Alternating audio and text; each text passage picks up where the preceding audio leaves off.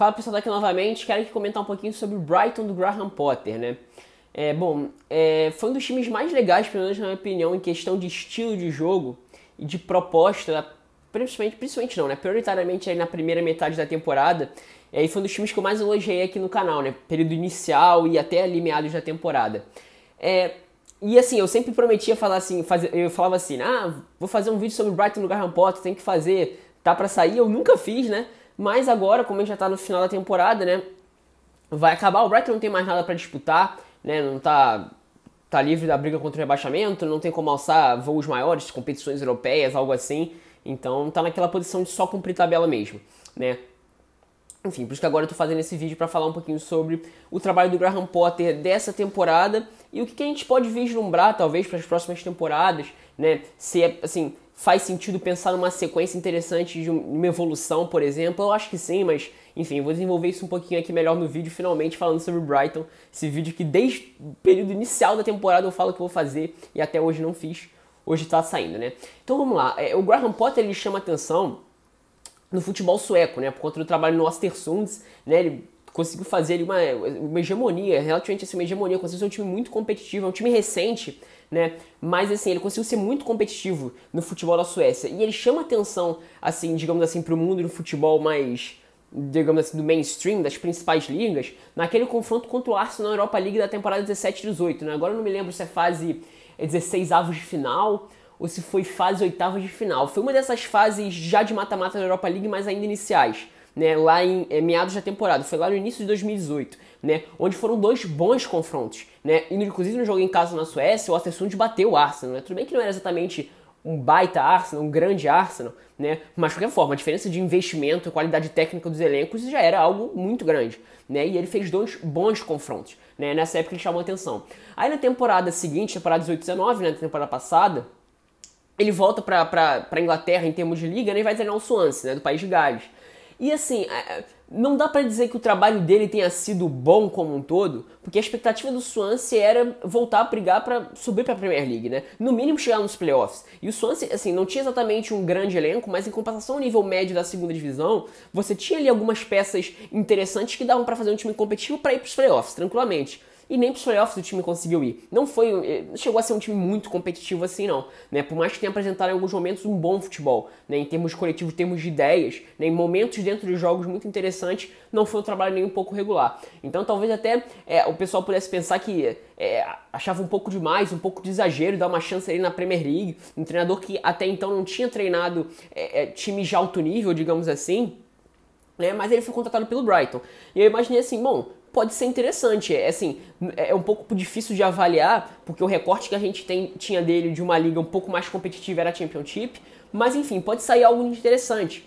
E se a gente pensa na primeira temporada do Brighton, né, na primeira metade da temporada do Brighton na Premier League, foi bastante interessante, né, tiveram não só jogos interessantes, como muitos momentos dentro dos jogos que foram interessantes. Até na questão de conseguir mudar o estilo de jogo do time dentro das partidas, mudar o posicionamento de mais de uma peça dentro dos jogos. Ele fazia isso muito bem, ele fazia isso praticamente todos os jogos, né? Praticamente sempre o Brighton, era inferior aos seus adversários em termos de elenco, então naturalmente cenários adversos eram recorrentes nos jogos do Brighton, então muitas modificações tinham que ser feitas durante os jogos, e ele era craque em fazer isso, né? Ele não é um treinador que está ali apegado a uma ideia só, né? Aquele esquema ele tem uma ideia de jogo de digitar o ritmo, de controlar a partida da posse de bola. E não é comum a gente ver isso em times pequenos, né? Mas não necessariamente você precisa fazer isso de uma forma, né? E o Graham Potter mostrou muita capacidade, muita versatilidade, capacidade de conseguir enxergar problemas e corrigi-los. Isso que eu achava mais interessante nele, fazer intervenções nos jogos que de fato faziam o Brighton jogar melhor, né? Geralmente as intervenções dele davam resultados positivos. Isso que era mais legal. E assim, outra coisa interessante de pensar desse assunto é o fato de que o Brighton com o Chris Hutton era um time muito pragmático, né? E na temporada 18-19, a segunda temporada do Brighton na Premier League, depois de ter conseguido permanecer firmemente na primeira temporada, tentou contratar alguns jogadores para tentar alguma mudança no estilo de jogo, então chegou o Bissouma, chegou o Balogun, por exemplo, o Montoya até foi um jogador que jogou um pouco mais, mas enfim, alguns jogadores saíram. Bruno, por exemplo, né, lateral direito espanhol de anos de Brighton, se aposentou não, mas se aposentou no final da temporada passada, mas já passou a ser muito menos utilizado, com a tentativa de fato de tornar o Brighton um time mais competitivo, se firmando na Premier League. E a temporada passada foi de um desempenho muito ruim do Brighton, um desempenho pavoroso mesmo, foi um dos piores times em termos de estilo de jogo, e mesmo os jogadores que foram contratados não conseguiram necessariamente apresentar muita coisa, nem tiveram tantas oportunidades assim, né? O Cruzado se mostrou um cara um pouco pragmático demais. E nessa temporada o time fez várias contratações e já dava pra ver um time, pelo menos, eu diria que uns 50% mudado em relação às últimas 2 temporadas, né? Então, tinha o Aaron Moy, o Maupay, o Conor, que é da base, mas sendo um jogador utilizado recorrentemente. Adam Webster, por exemplo, contratado do Bristol, foi utilizado, o próprio Dan Burn também. Então, assim, já dava pra ver muito mais jogadores contratados sendo utilizados no elenco, 50% a 60%, digamos assim, né? Obviamente porque um técnico de um estilo completamente diferente se faria necessário uma certa mudança no elenco. E foi legal de ver essa capacidade do Brighton na primeira metade da temporada, primeiro tentar ditar o ritmo de jogo a partir da posse de bola, a partir da troca de passes. E nesse sentido, os 2 zagueiros eram muito importantes, né? Então o Shane Duffy, que tinha Shane Duffy e Louis Dunk, né? Era a dupla titular de zaga do Brighton desde o período da segunda divisão inglesa. O Louis Dunk é um dos principais ídolos, talvez tenha sido o principal jogador dessa temporada, né?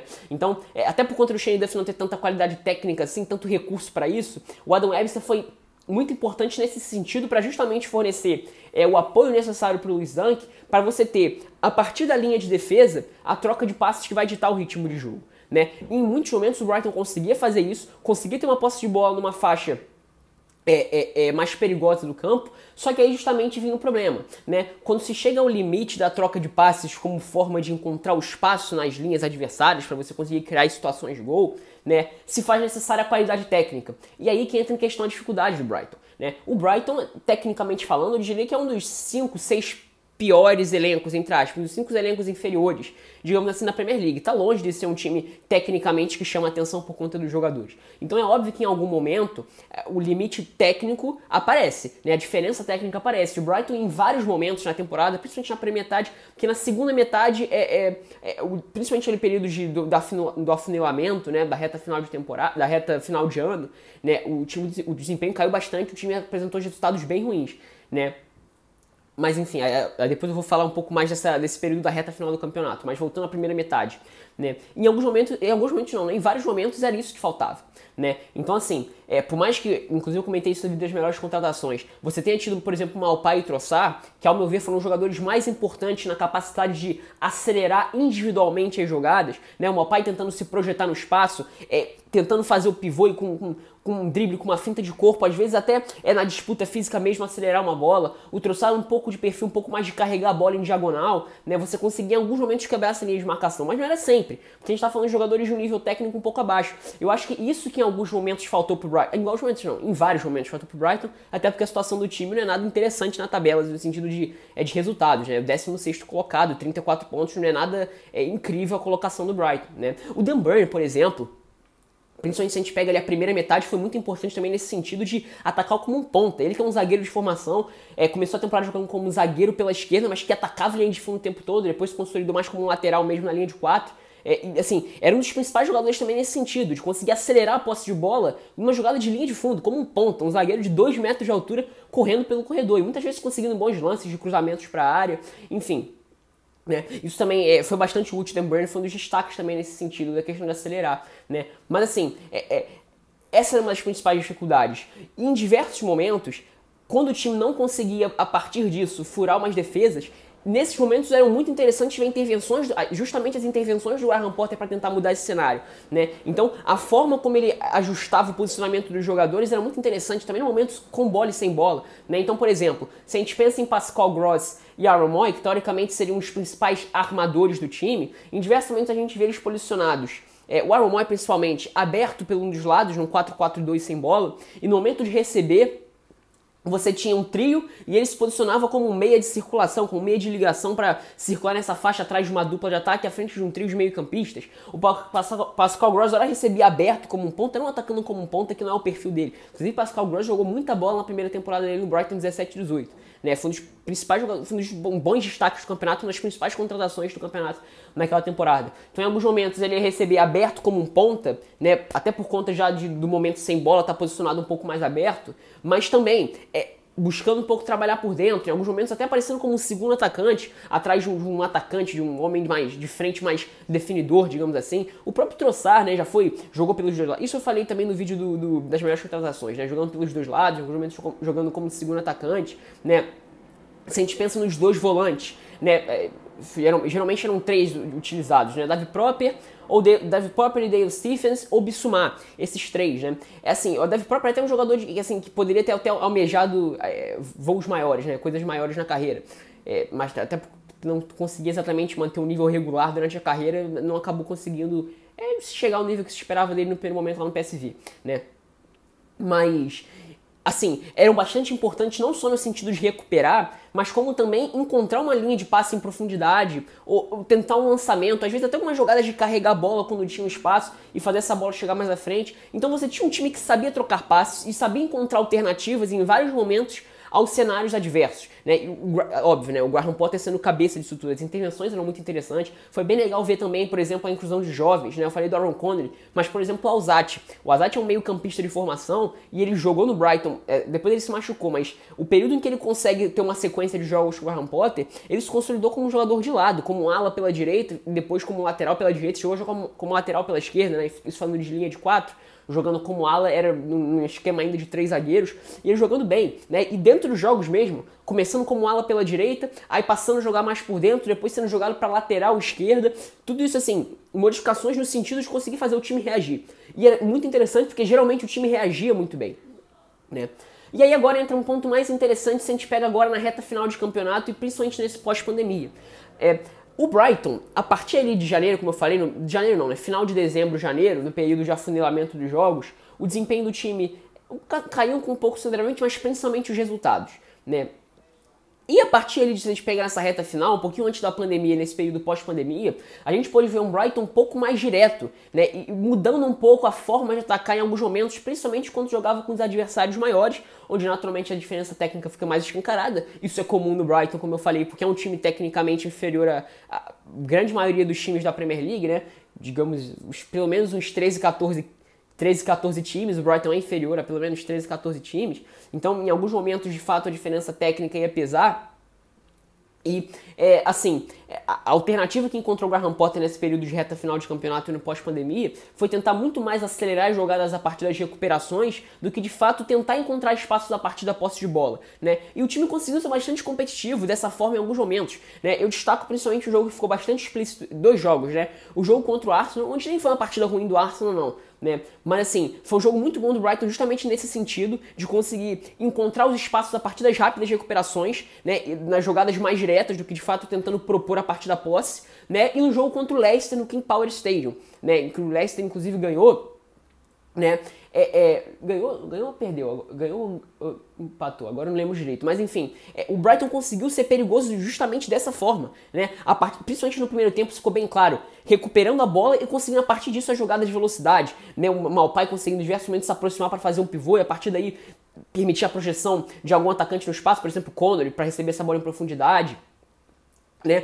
Por exemplo, o Tariq Lamptey chegou para a segunda metade da temporada, não jogou muito antes do período da pandemia. Nesse pós-pandemia foi um dos principais jogadores também jogando como lateral direito e novamente fornecendo uma das alternativas de conseguir acelerar no momento da posse de bola, porque ele é um lateral, mas ele tem muita capacidade de velocidade, de aceleração como um ponta mesmo, né? Ex-Chelsea. Acho que inclusive ele poderia ter permanecido mais uma temporada no Chelsea ou ter sido emprestado, né? Foi vendido ao Brighton. Mas enfim, é mais um jogador que chama atenção por esse sentido, né? Então assim, é um trabalho que, ao meu ver, por mais que não mostre necessariamente resultados, não tenha mostrado tantos resultados interessantes assim, se a gente pensa dentro de campo, do que o Graham Potter mostrou ser capaz de fazer em praticamente todos os jogos da temporada, porque é difícil você ver, foi difícil, eu tô tentando pensar aqui, mas é difícil um jogo onde o Brighton não tenha tido, no mínimo, ali uns 20, 25 minutos de bom futebol, pelo menos, né? Mesmo que agora no jogo contra o United, onde chamou a atenção o time do United, um jogo mais recente contra um time maior. Teve um período onde o time conseguiu em alguns momentos chegar à frente e incomodar o Manchester United, né? Por mais que não de algo de uma forma tão desconfortável, porque o jogo já estava um pouco praticamente decidido, mas mostrou capacidade de novas alterações conseguir incomodar. E isso que eu acho muito interessante do Graham Potter. Não se atrela a uma ideia, a uma forma de atacar e faz muito bem as intervenções necessárias para modificar o cenário de jogo. Isso eu acho que ele conseguiu em praticamente todos os jogos. Então eu, pelo menos, acho que dá pra ter um norte. Agora, tecnicamente falando, é um elenco muito abaixo, né, da média, é um elenco abaixo, muito abaixo não, mas é abaixo da média da Premier League. Então a gente tem que esperar pra ver aí como é que vão ficar as questões de contratação, enfim. Acho que conseguindo contratar aos poucos jogadores de um pouquinho melhor nível, esse time pode chegar a ser um time bem interessante para as próximas temporadas. Uma das referências em questão de estilo de jogo pode ser um dos treinadores promissores. Talvez num primeiro momento agora, a curto prazo, não um treinador para alçar voos maiores no sentido de Big Six, por exemplo, mas assim, conseguir ser um cara que vai fazer um time de pouca qualidade técnica ser competitivo e tendo uma ideia de jogo interessante. Tendo uma ideia de jogo que chame atenção por conta do estilo, do futebol bem jogado. E eu acho que o Graham Potter conseguiu fazer isso, por mais que não tenha sido recorrente, por mais que tenha havido limitações técnicas e por mais que tenha sido em alguns momentos. Mas isso eu achei bem interessante. Mas enfim, sinta-se livre aí para concordar ou discordar nos comentários, tá? É isso, espero que tenham gostado.